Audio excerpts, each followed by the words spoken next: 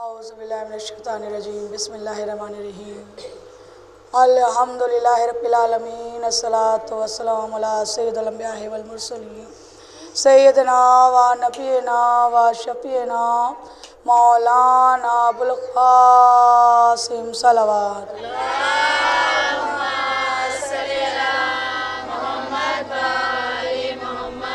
व आलिहि तय्यबीन ताहिरीन अल मासूमीन व मज़लूमीन अम्मा बाद फ़क़त क़ाल अल्लाहु तआला तबारक फ़ी किताबिहिल मुबीन व हुवल अस्दक़ुस सादिक़ीन इन्ना हाज़ल क़ुरानु यहदी लिल्लती हिया अक़वाम सल्लल्लाहु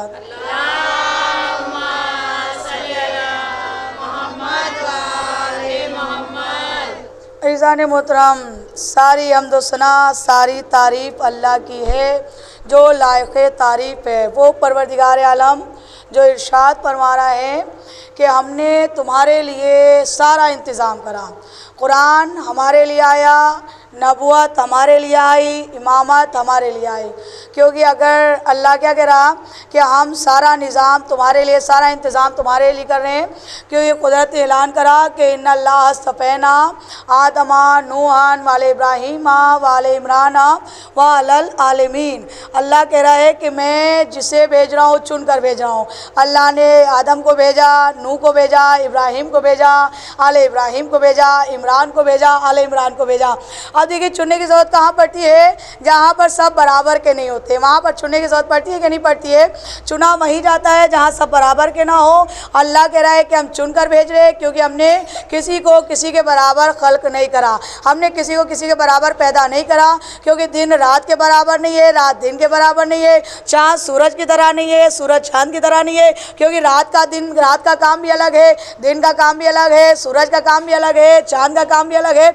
अल्लाह कह रहा है कि हमने किसी को किसी के बराबर खल्क नहीं करा।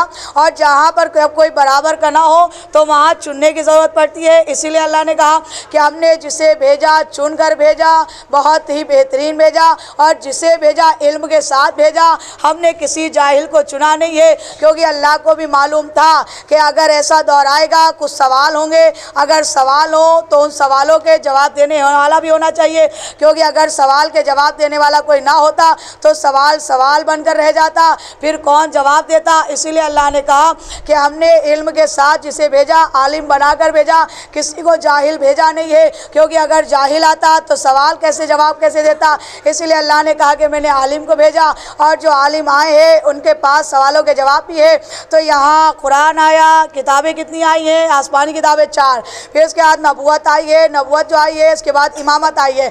अब देखिए अल्लाह जिसे भेज रहा है हमारे लिए भेज रहा है, कह रहा है कि नहीं भेज रहा है। इसलिए अल्लाह ने कहा कि मैंने किसी एक के लिए कुछ नहीं भेजा। उससे आयत में क्या कहा कि अलल आलिमीन, आलिमीन का मतलब है ज़माना। अल्लाह ज़माने के लिए इंतज़ाम कर रहा, अल्लाह किसी एक के लिए इंतज़ाम नहीं कर रहा। उससे कहा हमने सबके लिए इंतज़ाम करा। ये और बात है कि यहाँ आने के बाद सब कुछ बांट लिया गया। किसी ने कुरान को बांट लिया, किसी ने मज़हब को बांट लिया, कोई कह रहा है कि ये हमारा वो हमारा, किसी ने नबी को बांट लिया। अल्लाह तो सबके लिए भेज रहा, जो भेज रहा, चाहे वो किताबें हो, चाहे वो नबूवत हो, चाहे वो इमामत हो, उससे सबके लिए भेजा। उससे ये नहीं कहा कि ये हिंदू का है, ये मुसलमान का है, उससे कहा हम सबके लिए भेज रहे। ये और बात है कि जब बच्चा यहाँ आता है, पैदा होता है, तो जैसा माहौल देखता है घर का, क्योंकि बच्चा जैसा माहौल देखता है वो वैसा हो जाता। अगर हिंदू के घर में पैदा है, हिंदू का माहौल देखेगा तो हिंदू हो जाएगा। मुसलमान के घर में पैदा हुआ, मुसलमानी माहौल देखेगा तो वो मुसलमान हो जाएगा। लेकिन अल्लाह ने तो ये कहकर नहीं भेजा कि तुम हिंदू हो तुम मुसलमान हो, वो तो कह रहा है कि हम सबको एक सा बना रहे हैं। ये और बात है कि आने के बाद बंदा अपने मजहब को भी बांट लेता है और किताबों को भी बांट लेता है। सलावत पढ़िए।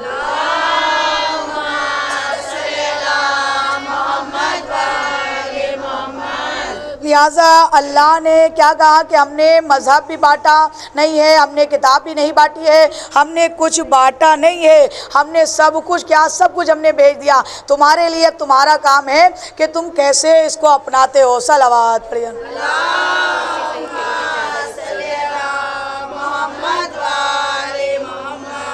अब अपनी यहाँ पर देखिए इमामत आई है इल्म के साथ। अल्लाह कह रहा है कि मालिमों को भेज रहे हैं, किसी जाहिल को नहीं भेज रहे। आलिमान है, इमामत इल्म के साथ आई है। हमारे कितने इमाम है? कुल 12 इमाम, और जो 12 इमाम आए हैं वो इल्म के साथ आए हैं। यहाँ पर 11 इमाम जाहिर हो गए, 12वें पर्दे गैब में हैं। अब जितने भी इमाम आए सब इल्म के साथ आए, सब ने अपने इल्म को जाहिर करा। यहाँ पर सबसे ज़्यादा कहा जाता है कि जो सवाल हुए हमारे और आपके छठे इमाम इमाम जाफर सादिक अलैहिस्सलाम,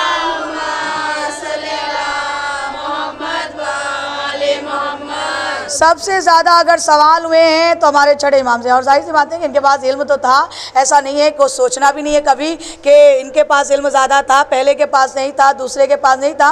का सबके पास बराबर का इल्म था। ये और बात है कि किसी ने ज़्यादा सवालों के जवाब दिए हैं, किसी ने कम सवालों के जवाब दिए। कैसे? क्योंकि जिसे जैसा वक्त मिलता गया, जिसे जैसी मोहलत मिलती गई, वो वैसे सवालों के जवाब देता गया। यहाँ पर इनको ज़्यादा वक्त मिला, ज़्यादा मोहलत मिली, इन्होंने ज़्यादा सवालों के जवाब दिए। कि सवाल हर इमाम से हुए क्योंकि मुखालिफ बहुत ज़्यादा रहते थे, दुश्मन बहुत ज़्यादा थे। और सवाल होते क्यों थे? इस वजह से कि हम पूछे कहीं पर ये गलत साबित हो जाए। इमामत से सवाल इसलिए ज़्यादा हुए कि हाँ अली ने तो कहा ही था कि अगर हमसे जो पूछ लो, पूछना है पूछ लो, हम तुम्हारे दरमियान मौजूद है। कहा था कुतुब के सवाल करो, कि अली इब्ने अबी तालिब के पास जो आता था वो बेतुके सवाल लेकर आ जाता था। अली ने कहा कुछ तुक के सवाल करो तो फ़ायदा हासिल हो जाएगा, हम तुम्हारे अभी दरमियान मौजूद है। बाद में ना कहना अली चले गए हम कुछ पूछ नहीं पाए। तो अली से भी सवाल हुए, इमाम हसन से भी सवाल हुए। इमामत की किसी भी मंजिल पर चले आइए, हर एक से सवाल हुए हैं। लेकिन सबसे ज़्यादा जो जवाब दिया हमारे छठे इमाम ने, क्योंकि इनको वक्त ज़्यादा मिला, मोहलत ज़्यादा मिली, इनके पास वक्त ज़्यादा था, मोहलत ज़्यादा थी, सवाल ज़्यादा पूछे गए, इन्होंने ज़्यादा सवालों के जवाब दे दिए हैं। क्योंकि इमामत आई ही सवाल के जवाब देने के लिए, क्योंकि अल्लाह ने इसीलिए आलिमों को भेजा। अगर जाहिल आ जाते तो फिर क्या होता? अगर जाहिल आते तो भी देखिए यहाँ सवाल बनकर रह जाता कि नहीं रह जाता। आज सवाल घूम रहा होता, कोई आज पूछता, कल कोई पूछता, परसों कोई पूछता, कहता कि हमें सवालों के जवाब ही नहीं मिल रहे। इसलिए इमामत को भेज दिया, जो सवाल हो, जैसा सवाल हो, चाहे वो दुनियावी सवाल हो या आखिरत का सवाल हो, हर सवाल के जवाब इमामत ने दिए हैं। सलावत पढ़िए।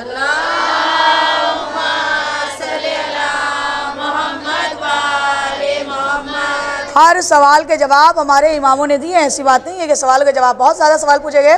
क्योंकि यहाँ पर जब हमारे छठे इमाम का दौर आया, देखिए छठे इमाम तो दर्स देते थे। कहा जाता है इनके पास तकरीबन 4000 शागिर्द, बताया तो बहुत ज़्यादा शागिर्द थे इनके पास, शागिर्द बहुत ज़्यादा थे। मदरसे में दर्स दिया करते थे और एक साथ सबको बिठाल कर दर्स देते थे। देखिए यहाँ आजकल जो कॉलेज है, यूनिवर्सिटियाँ हैं, स्कूल हैं, हम सब जानते हैं माशाल्लाह। साहिब इल्म आप भी हैं, आप भी कॉलेज गए, स्कूल गए, हम भी गए हैं, बच्चे भी जाते रहते हैं। यहाँ पर जब बच्चे स्कूल जाते हैं तो देखिए यहाँ पर हर सब्जेक्ट का अलग अलग टीचर होता है, अलग अलग उस्ताद होता है, अलग अलग मजमून होते हैं। क्यों? क्योंकि यहाँ पर अगर मैथ पढ़ाने वाला है तो वो इंग्लिश नहीं पढ़ाएगा। यहाँ पीरियड लगाए जाते हैं हर चीज़ में। मैथ वाला इंग्लिश नहीं पढ़ाता, इंग्लिश वाला मैथ नहीं पढ़ाता। क्योंकि हर अपने सब्जेक्ट में माहिर है, अपने मजमून में माहिर है।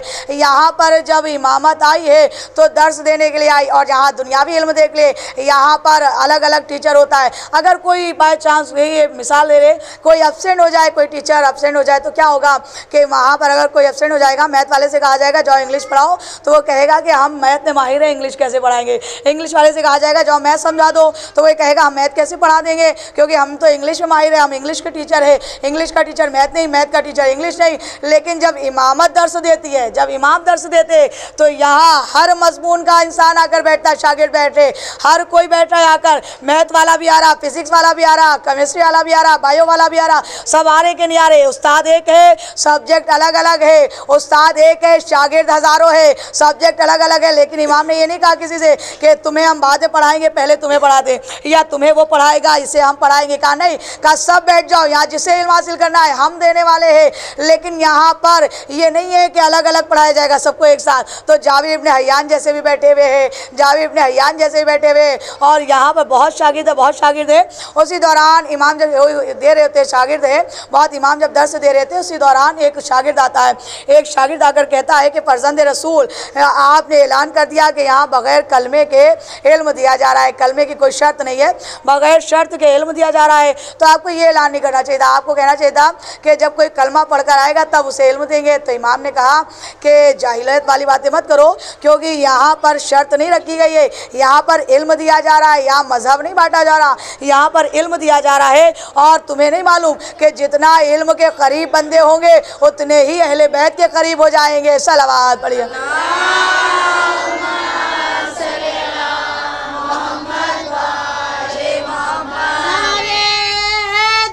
या अली, हैदरी, या अली, हैदरी, या अली, सलवात, अल्लाहुम्मा सल्ली अला मोहम्मद। यहाँ पर इल्म दिया जा रहा है, यहाँ पर कोई मजहब थोड़ी बांटा जा रहा। तो इमाम भी जानते थे, इमामत को मालूम है कि जितना इल्म होगा उतने अहले बैत के करीब हो जाएंगे। तो अब एक बात और वाज़ेह हो जा रही है कि अहले बैत के करीब जो है, जो अहले बैत को मानने वाले हैं वो आलिम होते हैं, जाहिल नहीं होते, ये समझ लीजिए। क्योंकि इमाम बता रहे जितना इल्म होगा, जितना इल्म जाएगा उतने अहले बैत के करीब होते जाएंगे। तो बात वाज़ेह हो गई कि नहीं कि आलिम वो है जो अहले बैत का मानने वाला है, जाहिल अहले बैत को नहीं मानेगा। तो अहले बैत आए क्यों है भाई? इमामत आई इसीलिए। सवाल बहुत करेगा। इसी बात में एक आ गया, एक शख्स यहाँ आकर इमाम से सवाल करा। वो क्या सवाल लेकर आया था? सवाल उसके कुछ ऐसे थे, कहने लगा कि मैंने सुना है कि यहाँ बग़ैर शर्त के, बग़ैर कलमे के इल्म दिया जा रहा है। कहा हाँ, बग़ैर शर्त और बग़ैर कलमे के इल्म दिया जा रहा है। कहा कि फिर हम तो उस खुदा को नहीं मानते जो खुदा नज़र नहीं आता, हमने कलमा भी नहीं पढ़ा, हम खुदा को नहीं मानते क्योंकि किसका वजूद था, हम उस खुदा को नहीं मानते। तो इमाम ने कहा कि क्यों नहीं मानता? कहा जब दिखाई नहीं देता, जिस दिन दिखाई दे जाएगा हम उस खुदा को खुदा मान लेंगे। सलावत पढ़िए।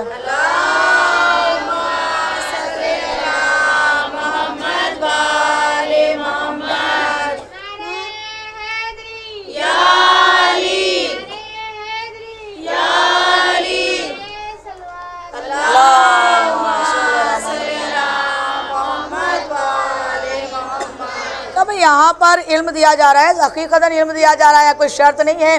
कहा खुदा को खुदा नहीं मानते। कहा क्यों नहीं मानता? कहा दिखाई नहीं देता, जिसका वजूद ना हम उसको खुदा कैसे माने? जब दिखाई दे जाएगा तो हम खुदा को खुदा मान लेंगे। कहा अगर ऐसी बात है तो फिर ठीक है, हम हमें मनवाना भी नहीं है, जिस दिन तुझे खुदा नज़र आ जाए खुदा खुदा मान लेना। अब देखिए ये दहरिया था, दहरियों का काम ही यही है कि वो वजूद वाली चीज़ों को मानते हैं, बगैर वजूद वाली चीज़ों को नहीं मानते। अब यहाँ पर आकर बैठ गया इमाम ने, कहा तुझे दर्स देंगे। 7 दिन तक हमारे इमाम ने मुसलसल उसे इल्म दिया है। देखिए 7 दिन इल्म दिया।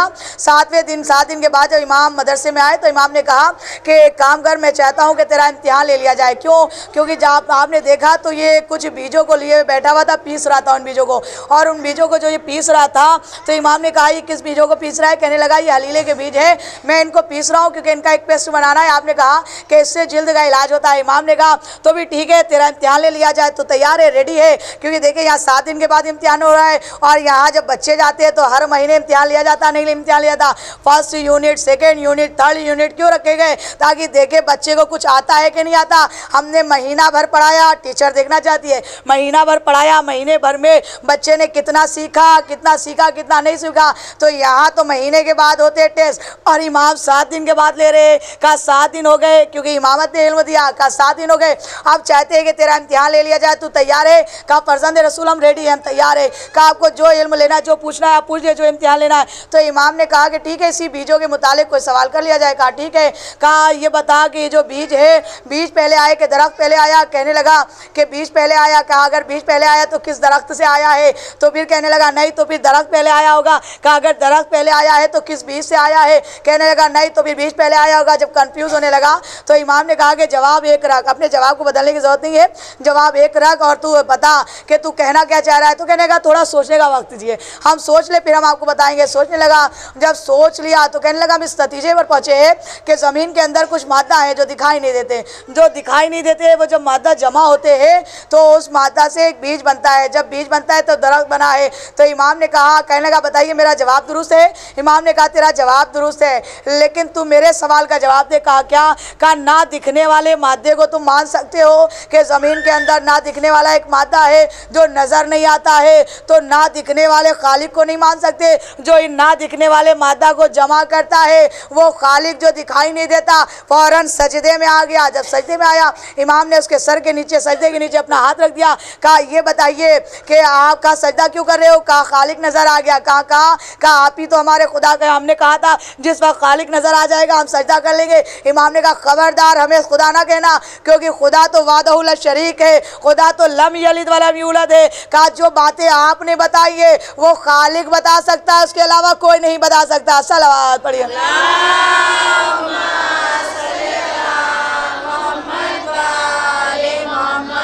कहा जो बातें आपने बताई हैं खालिक बता सकता है, उसके अलावा कोई बता ही नहीं सकता है।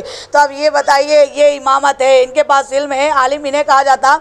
इसलिए अल्लाह ने कहा कि हमने जिसे भेजा इल्म के साथ भेजा, ताकि तुम्हारा सवाल सवाल बनकर न रह जाए, सवाल हो तो जवाब भी मिल जाए। और जाहिल कोई जवाब दे नहीं सकता, जब तक आलिम नहीं होगा जवाब नहीं देगा। तो अब यहाँ पर एक बात और वाज़ेह हो रही है कि एक बार एक शख्स और आ गया था फर्जंद रसूल छड़े इमाम के पास, आकर कहने लगा कि आपके पाप से कुछ सवाल पूछना है। कहा जैसा भी सवाल हो कर लो। कहा सवाल वजूद के बारे में, कहा पूछो।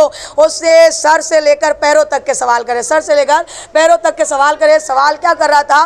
कहने लगा ये बताइए कि अल्लाह ने सर पे बाल क्यों दिए हैं? कहा पहला सवाल। कहा दूसरा सवाल? कहा दूसरा सवाल मेरा ये है कि माथे पे लकीरें क्यों बनाई गई है? कहा तीसरा सवाल। का तीसरा सवाल मेरा ये है कि आंखों को अल्लाह ने गोल क्यों बनाया? का चौथा सवाल। का चौथा सवाल मेरा ये है कि आंखों का पानी नमकीन क्यों होता है? का पांचवा सवाल। का पांचवा सवाल मेरा ये है कि ये कान का पानी कड़वा क्यों होता है? का छठा सवाल। का छठा सवाल मेरा ये है कि नाक के नथने नीचे की तरफ क्यों है? का सातवां सवाल। का सातवां सवाल मेरा ये है कि हथेली पर बाल क्यों नहीं है? का आठवां सवाल। का आठवां सवाल मेरा ये है कि कोहनी पीछे की तरफ क्यों होती है? का नवा सवाल। का नवा सवाल मेरा ये है कि तलवों में गैप क्यों होता है, इतनी खला क्यों होती है, गैप क्यों होता है? तो इमाम ने कहा कि तेरे सवाल मुकम्मल हो गए। कहा हाँ। कहा तू अपने सवाल के जवाब सुन। कहा बाल इसलिए है कि तुझे सूरज की गर्मी से और सर्दी की ठंडक से बचाया जा सके। कहा माथे पर लकीरें इसलिए बनाई है कि माथे सर का पसीना आंखों में ना जाने पाए। कहा आंखों को गोल इसलिए नहीं बनाया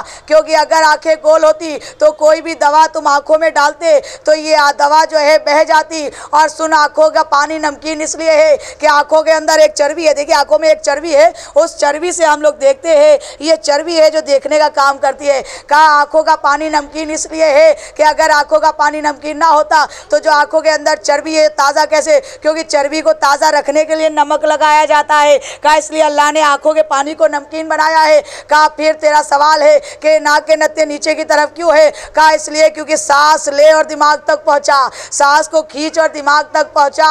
कहा फिर ये बताइए कोहनियाँ पीछे की जानिब क्यों है? कहा क्योंकि तू आगे की तरफ चलता है इसलिए कोहनियाँ पीछे की तरफ है। कहा हथेली पे बाल इसलिए नहीं है क्योंकि इन बाल अगर बाल होते तो तू कोई चीज़ छूकर महसूस ना कर पाता, इसलिए हथेली पर बाल नहीं दिए गए हैं। कहा फिर तलवों में गैप क्यों है? कहा तलवों में गैप इसलिए है कि जब बंदा चले तो चलते चलते थके ना, अगर गैप ना होता तो बंदा चलते चलते थक जाता। सलावत पढ़िए।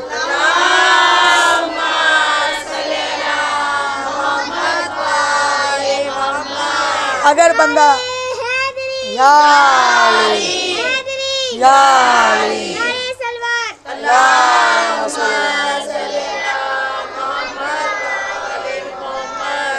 इसीलिए गैप नहीं रखा। अगर बंदा चलता तो चलते चलते थक जाता, नहीं थक जाता। अल्लाह क्या कहना उस अल्लाह का एहसान है अल्लाह का बंदे की ज़ात पर, क्योंकि परवरदिगार ने जितना भी करा सब बंदे की बेहतरी के लिए करा, कोई कह ही नहीं सकता, क्योंकि अल्लाह का निज़ाम था, उसका इंतज़ाम था, उससे बेहतरीन और मुकम्मल इंतज़ाम करा, उससे निज़ाम बेहतरीन बनाया, उससे इंतज़ाम इतना बेहतरीन करा कि उससे आलिमों को भेज दिया। इसीलिए इमामत आई है तो इल्म के साथ आई है। तो अब देखिए इमामों ने सवालों के जवाब भी दिए हैं और बहुत ज़्यादा सवाल पूछे गए, क्योंकि दुश्मन बहुत थे, मुखालिफ बहुत थे, मकारियाँ बहुत थी, इनके पास झूठ बहुत था, फरेब बहुत था, साजिशें बहुत थी, प्लान बहुत बनाते थे कि किसी तरह कोई ऐसा सवाल पूछा जाए कि ये ना बताए भाई, ये ना बता पाए, ऐसा सवाल पूछा जाए। तो यहाँ पर सवाल बहुत हुए और एक बार तो हमारे इमाम हसन अलैहिस्सलाम सलावत पढ़िए।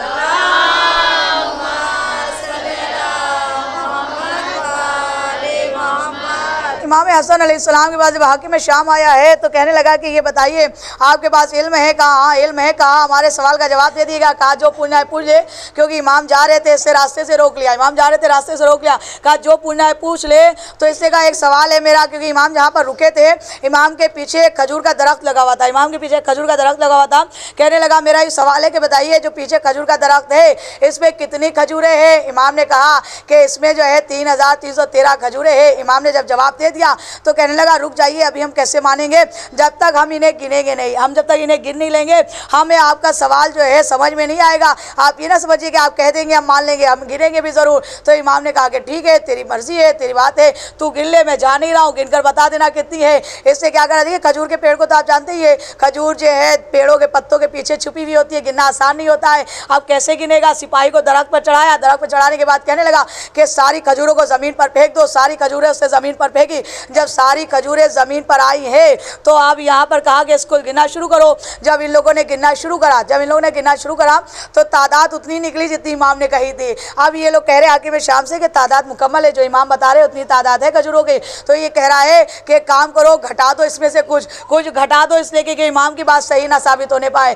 तो अब ये लोग परेशान है, घटाना चाह रहे हैं लेकिन खजूरें घट नहीं रही है। कहा घट नहीं रही है तो इसमें से अपने पास से निकाल कर बढ़ा दो। कहा ये बढ़ भी नहीं रही है। कहा ना घटने को राजी है ना बढ़ने को राजी है, ना जाने ये कैसी खजूरें हैं। तो अब इमाम से मुखातिब होकर कहने लगा कि आपने इल्म गैब से बताया है, आपके पास गैब का इल्म है, इसलिए आपने खजूरों को इल्म गैब से बता दिया। इमाम ने कहा मैंने इल्म गैब से नहीं बताया, बल्कि मैंने अपनी ज़बान से कह दिया तो खजूरें उतनी हो गई जितनी हमारी ज़बान से निकली है तादाद। सलावत पढ़िए।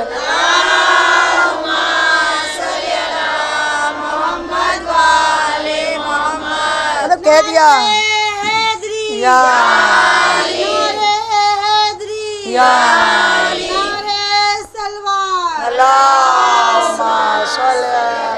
मोहम्मद।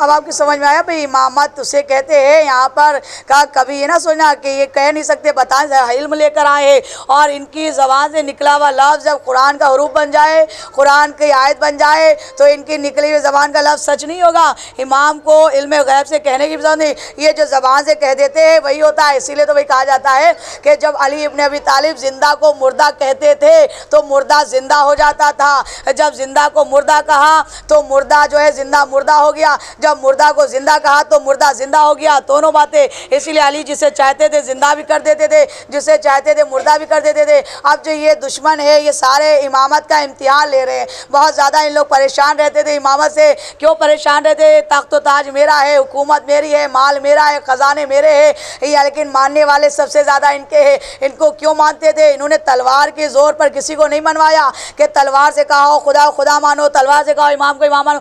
इन्होंने अगर मनवाया तो इल्म के जोर पर मनवाया है कि हमें इमाम को क्यों मानने वाले इतने हो गए, क्योंकि इतना ज़्यादा इल्म बांटते थे, इतना ज़्यादा इल्म फैलाते थे। तो अब ये जो ज़बान से कह दे वही होता था। यहाँ तक कि एक बार जब अली के पास एक बंदा आ गया और वो बंदा क्या लेकर आया, वो शख्स क्या लेकर आया कि आज अली को गलत साबित करना है। देखिए प्लान बहुत बनाए जाते थे। यहाँ अली के पास आया, कहने लगा या अली आज बताइए कि हम खाने में क्या खाएंगे। तो अली ने कहा कि आज मैं बता दूँ तू खाने में क्या खाएगा। कहा या अली बताइए आज हम खाने में क्या खाएंगे। अली इब्न अबी तालिब ने कहा कि आज खाने में तू दूध और चावल के अलावा कुछ नहीं खाएगा। तो ये खड़ा हो गया, कहने लगा या अली आज मैं आपको बता दूं कि मैं दूध और चावल ही नहीं खाऊंगा। अली ने कहा जा मैं भी हूँ तू भी है, मैं देखता हूँ आज दूध और चावल के अलावा तू क्या खाता है। अब ये अपने घर आया, अपनी ज़ौजा से कहने लगा कि खाना लेकर आओ। इसकी ज़ौजा खाना लेकर आई। जब खाना लेकर आई है तो सामने इसके दूध और चावल ला कर रख दिए गए। जब दूध और चावल ला कर रखे गए तो ये घबरा कर खड़ा हो गया, कहने लगा हमें आज दूध और चावल नहीं खाना है। ऐसा करो पड़ोस में जाओ, जो पक्का हो वो लेकर चले आओ। पड़ोस पे गए, लेकर आए मांगने के लिए। आज जब ज़ौजा सबका दरवाज़ा खटखटाती है, जब दरवाज़ा खटखटा रही थी तो वहाँ जिससे भी पूछा आज खाने में तुम्हारे वहाँ क्या है, तो उससे यही जवाब दिया कि हमारे यहाँ खाने में आज कुछ नहीं है, आज खाने में दूध और चावल है, आज खाने में दूध और चावल है। इसकी ज़ौजा भी हैरान और परेशान हो रही है। घर आई, अपने शौहर से कहने लगी कि ना जाने आज पड़ोसियों को क्या हो गया है, हमसायों को, कि सबने खाने में दूध और चावल बनाया, उसके अलावा कोई कुछ बना ही नहीं रहा है। तो ये कहते हैं रहने तो मैं खाना नहीं खाऊंगा, मैं आज खाना ही नहीं खाऊंगा, भूखा चला जाऊँगा। ये भूखा उठ कर देखिए, जब भूख लगती है तो बंदे को बर्दाश्त कहाँ से होता है, जब भूख लगती है तो बंदे को बर्दाश्त कहाँ से होता है। और आज तो अली की बात है, अली की बात सच होना है, अली ने कह दिया तो यहाँ पर आज इसको दूध और चावल के अलावा कुछ मिलने वाला भी नहीं है। ये चला गुस्से में, जब गुस्से में आगे बढ़ा तो इसकी मुलाकात एक काफिले वाले से हुई है। उस काफिले वाले का सरदार, कबीले से काफिला आ रहा था, उस काफिले के सरदार को रोका, रोक कर कहने लगा, क्योंकि भूख बर्दाश्त के बाहर हो रही थी, कहने लगा ये बताओ तुम्हारे पास खाने के लिए कुछ है। उससे कहा हाँ है, तू बैठ जा, अभी मैं तुझे खाना खिलाता हूँ। अब उसको बैठ गया। जब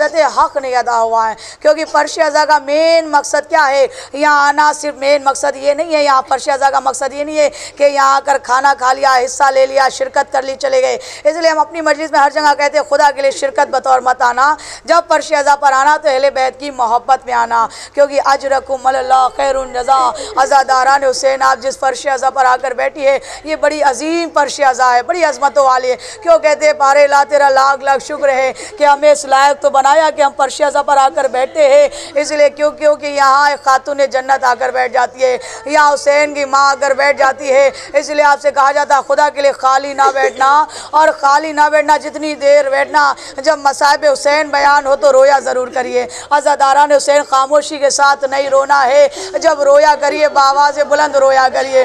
क्योंकि यहाँ जाबिर से हमारे पाशे इमाम ने कहा था जाबिर खामोशी के साथ ना रोना, अगर रोना हमारे जद को तो बावाज़ बुलंद रोना। जाबिर ने कहा था मौला आवाज़ से रोने का सबब क्या है? कहा जाबिर जब तुम्हारी आवाज़ें बुलंद होती है एक माँ के दिल को बड़ा सुकून पहुँच जाता है, एक माँ के दिल को बड़ी ठंडक पहुँचती है। अज़ादारान हुसैन इसलिए हमसे कहा गया कि जब भी रो तो ऐसे रोया करो, हाय कहकर ज़रूर रोया करिए, खुदा के लिए हाय ज़रूर कहा करिए। क्योंकि जब हमारा कोई अपना मर जाता है तो हम हाय कहकर रोते हैं कि नहीं रोते? आप जानती है सैयदा का वो लाल है कि अज़ादारान हुसैन इतना बताना बस तो चंद बात आपसे इतना पूछना चाहती हूँ, आप ये बता दो कि हमदर्दी का सबसे छोटा जुमला क्या होता है? क्या हुआ? अगर आप किसी को परेशान देखोगी ना, आप पहले पूछती हो ये बहन क्या हो गया। अगर कोई रोता हुआ नजर आ जाए आप पूछोगी क्या हुआ, क्यों रो रही हो।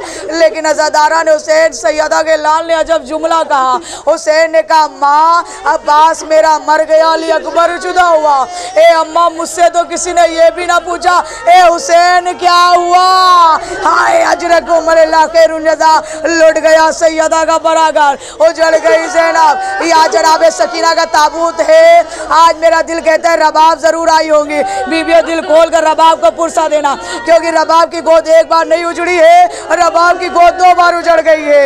एक बार अली अस्कर ने करबला में साथ छोड़ा, शाम में सकीना ने साथ छोड़ दिया। ईमान से बताना बीबियों आप जानती है ना, क्योंकि जिस वक्त हज़रत मुख्तार ने कुछ मलाउन को गिरफ्तार करा था, एक मलाउन बैठा बैठा मुस्कुरा रहा था। मुख्तार ने पूछा ये बता क्यों इतना मुस्कुरा रहा है, करबला में कौन सा ऐसा जुल्म करा? तो इस मलाउन ने कहा था ए मुख्तार एक जुल्म करबला में करा है, अगर मैं बता दूंगा तुम मुझे छोड़ोगे नहीं। हज़रत मुख्तार ने कहा मैं यूं भी तुझे छोड़ने वाला नहीं, लेकिन बता दे करबला में कौन सा जुल्म करा। कहने लगा मुख्तार मैंने जो करबला में जुल्म करा है वो हुसैन की लाडली सकीना पर करा है। हाय चाहने वाली बीबी इतना बताना, ये मलाउन कहता मुख्तार जब शाम को हुआ, जब हुसैन मार दिए गए, जब सारे खेमे जलाए जा रहे थे, मैंने देखा सैदानिया सर बरे ना वाह मोहम्मदा वाह मुसीबता के नारे लगाती हुई खेमे से बाहर आई। मैंने देखा मुख्तार एक छोटी सी बच्ची है, 4 साल की बच्ची है, जो एक खेमे से दूसरे खेमे में जा रही है। ए मुख्तार मैंने सोचा इस पर ताज़ा जबा करी जाए। मुख्तार मैंने एक आग का शोला लिया, बच्ची की पुष्ट पर मारा। हाय बच्ची तड़पने लगी, बच्ची कभी नहरे फुरात की तरफ जाती है। ए मेरे चचा पास हमें बचा लो, ए मेरे अम्मू का आओ मेरे कुर्ते में आग लगा दी गई है। हाय अज़ादारान हुसैन जनाब सकीना को रोया करो बीबियों, हाय कहकर रोया करो, क्योंकि सकीना को सकीना के बाबा पे रोने नहीं दिया गया। जब बच्ची रोती थी बाबा शिमले मलाउन आता था, रुखसारों पर तमाचे मारता था, बच्ची डर कर खामोश हो जाती थी। हाय अज़ादारान हुसैन माशाल्लाह साहिब औलाद हो। इतना बताना बीबियों जब ये लुटा हुआ काबला, आप जानती है ना कि नन्हे बच्चे होते हैं माएँ हाथों को पकड़ कर चलती है, माँ अपने बच्चों को अपने से अलग नहीं करती है। लेकिन कोई रबाब से पूछे, रबाब को अलग ऊँट पर बिठाला गया, सकीना को ऊँट की पूंछ पर तन्हा बांधा गया। आप सभी ने ऊँट देखा, ऊँट की हड्डी पूंछ की कितनी उठी हुई होती है। जनाब सकीना को ऊँट की पूंछ पर ऐसे बांधा गया कि जब ऊँट चले सीना रगड़ता था। बच्ची तड़प कर कहती थी ए मेरे बीमार भैया, ए सैयद सज्जाद मुझे बचा लो, अरे मेरा सीना चलनी हुआ जा रहा है। हाय अजरको मौला खैरुन जज़ा, मौला सभी बच्चों के सरों पर उनके बाप का साया सलामत रखे। कोई बच्चा सकीना की तरह यतीम ना हो, किसी का बाबा सकीना के बाबा की तरह ना मारा जाए। हाय अज़ादारान हुसैन आज आपको रबाब को पुरसा देना है, क्योंकि एक माँ को पुरसा देना है। मौला रोने वालों को सलामत रखे, शहजादी आपके पुरसे को कबूल करे, माशाअल्लाह साहिब औलाद हो। बस इतना बताना बीबी आपने आपने सुना कि एक रस्म में 12 गले बांध दिए गए। सबसे कम सिन गला जनाबे सकीना का। सकीना पंजों के बल चलती है। हाँ ऐज़ादारा ने उसे पंजों के बल चलती है। एक मकाम पर जनाबे सकीना तड़प कर अपने भाई सैयद सज्जाद के पास आई। क्या देखा, सैयद सज्जाद पैरों को फैलाकर बैठे हुए। हाँ बीमार के पास आकर कहती भैया आज तक तो आपको मैंने ऐसे बैठा हुआ नहीं देखा। आज जब भी बैठते थे पैरों को समेट कर बैठते थे। ए भैया आज आप पैरों को फैलाकर क्यों बैठे हो? अरे बीमार भाई तड़प गया। तड़प कर कहा सकीना मेरे पैरों में आंवले आंवलों में कांटे चुभे हुए। सकीना मेरा पैर जमीन पर नहीं पड़ता। अरे बच्ची पंजों के बल चल कर आई। कहा भैया मैं आपके पैरों से कांटे निकालती हूँ। हाँ सैयद सज्जाद तड़प गए क्योंकि सकीना पंजों के बल चल रही है। एक रस्म में 12 गले। जब ये लुटा मुकाबला शाम के बाजार में आया, यजीद के दरबार में आया। आप जानती है ज़दारा ने उसे शरीयत क्या कहती है, जब कोई बच्चा यतीम हो जाए तो उसके सामने अपने बच्चे को प्यार न करना, उसके सामने उसे एहसास यतीमी नहीं होना चाहिए, उसके सर में 10 से शफकत फेरना। लेकिन हाय सकीना की यतीमी में रुखसारों पर तमाचे मिले। हाँ यतीमी में कुर्ते में आग लगा दी गई। यतीमी में एक रस्म में 12 गले बांधे गए। ज़दारा ने उसे जब यजीद के दरबार में जनाब सकीना आई है, यजीद तख्त पर बैठा हुआ है, अपनी बच्ची रमला को गोद में बिठा ले हुए सकीना को देखता है, अपनी बच्ची को प्यार करता है। हाँ ज़दारा ने उसे जनाब सकीना से एक सवाल करता है, ए सकीना ये बता दो तुम पंजों के बल क्यों चल रही हो? बच्ची तरफ कर कहती यजीद तुझे नहीं मालूम एक रस्म में 12 गले हैं, सबसे कम सिन गला हमारा है, रस्म का जोर पड़ता पंजे उठा लेती हूँ। कहा अच्छा सकीना ये बता दो एक हाथ तुम्हारा चेहरे के ऊपर क्यों है? जनाब सकीना ने तड़प कर कहा तुझे नहीं पता यजीद हम लोगों की रिदाएं छिन गई, हम सर बड़े ना हो गए। मेरे बुबियों के बाल सर के इतने बड़े हैं कि वो अपने चेहरे का पर्दा अपने बालों से करे हुए। मेरे सर के बाल बहुत छोटे इसलिए मैं अपने हाथों को अपने सर पर रख के चेहरे पर रखे हुए हूँ। बस ज़दारा ने उसे लुट गया सैयदों का बरागर। चंद जुमले आपकी ज़हमत तमाम हो रही है। जब ये लुटा मुकाबला शाम में आया, शाम के अंधेरे से सकीना को बड़ा डर लग रहा था। ए पुपी अम्मा रिहाई दिला दो, ये शाम का अंधेरा मेरी जान ले लेगा। अरे ज़दारा ने से यजीद को मालूम है सकीना रो रही है, बाबा को याद कर रही है। यजीद सरे हुसैन भेज देता, सरे हुसैन आता, बच्ची ने सर लिया। मैं कहूँगी यजीद तूने बहुत बड़ा जुल्म कर दिया। अरे बच्ची को बाप का कटा हुआ सर नहीं भेजना चाहिए था। अब जो कटा हुआ सर आया, बच्ची ने सर को लिया, गोद में सर मुंह पर रख दिया। ए बाबा हम लुट गए, ए बाबा हम बर्बाद हो गए, ए बाबा मेरे कानों से गोशवारे छीने गए, ए बाबा मेरे रुखसारों पर तमाचे मारे गए। एक बार जनाब सकीना ने तलब कर कहा बाबा, ए बाबा आंखें खोल कर हमें देखो। ए बाबा आपने कहीं देखा है 4 साल के सिन में किसी बच्चे के सर के बाल सफेद हो जाए? ए बाबा सकीना के बाल सफेद हो गए। ए बाबा सकीना लुट गई। अरे रोते रोते जनाब सकीना खामोश हो गई है। बस सजादारा ने उसे ज़ैनब ने कहा सैयद सज्जाद बच्ची बोल नहीं रही है, खामोश हो गई। बीमार भाई ने हथकड़ियाँ संभाली, बेड़ियाँ संभाली है, बहन का शाना हिलाया। अब जो बहन का शाना हिलाया, बीमार भाई ने तड़प कर कहा इन्ना लिल्लाहि व इन्ना इलैहि राजिऊन। ए बुबी अम्मा बड़ा गजब हो गया, हमारी बहन ने हमारा साथ छोड़ दिया। हाय सकीना मर गई। यजीद को पता चला वो बच्ची मर गई जो रोज शब को हाय बाबा करके रोया करती थी। बस सजादारा ने उसे ये सैयद सज्जाद ने कब्र बनाई है, क्योंकि यजीद कहता है सैयद सज्जाद सकीना की कब्र जिंदान में बनेगी। मैं कहूँगी यजीद मरने के बाद तो रिहा कर देता, मरने के बाद भी रिहा ना करा, उसी जिंदान में नन्ही सी तुरबत बनी। बस 2 जुमले आपकी ज़हमत तमाम है। बीबियों इतना बताना माशाल्लाह साहिब औलाद हो, खुदा आपकी गोदियों को आबाद रखे। बताना शरीयत क्या कहती है, जब कोई मर जाए तो मैयत सामने से हटा लो, घर वाले ज्यादा रोने ना पाए। अरे कोई एक माँ से तो पूछो, कोई रबाब से पूछो। एक माँ के सामने नन्ही सी मैयत है, एक माँ के सामने तुरबत बनाई जा रही है, कब्र को दी जा रही है। बीमार भाई ने हथकड़ियाँ संभाली है, बेड़ियाँ संभाली है, बहन को कब्र में उतारा। अब रवायत बताती है जिस वक्त सैयद सज्जाद ने सकीना को कब्र में उतारा, अरे बहुत रोए बहुत रोए। किसी ने कहा मौला इतना क्यों रो रहे थे? ए मौला ऐसा क्या देख लिया था? मेरे मौला ने जवाब दिया जब मैंने अपनी बहन को कब्र में उतारा मेरी बहन के लब हिले। कहा मौला सकीना ने क्या कहा? मेरी बहन ने एक सवाल पूछा, ए भैया कब्र में शिम्र तो नहीं आएगा। हे भैया मुझे शिम्र के तमाचों से बड़ा डर लगता है। हे भैया मैं अपने बाबा को दिल खोल कर रोई नहीं, मैं अपने बाबा को रोना चाहती हूँ। हाय श्याम, हाय सकीना, अजरको मललो कैरुंजो अलो लानतुल लकुम ज़ालिमीन इन्ना लिल्लाहि व इन्ना इलैहि राजिऊन।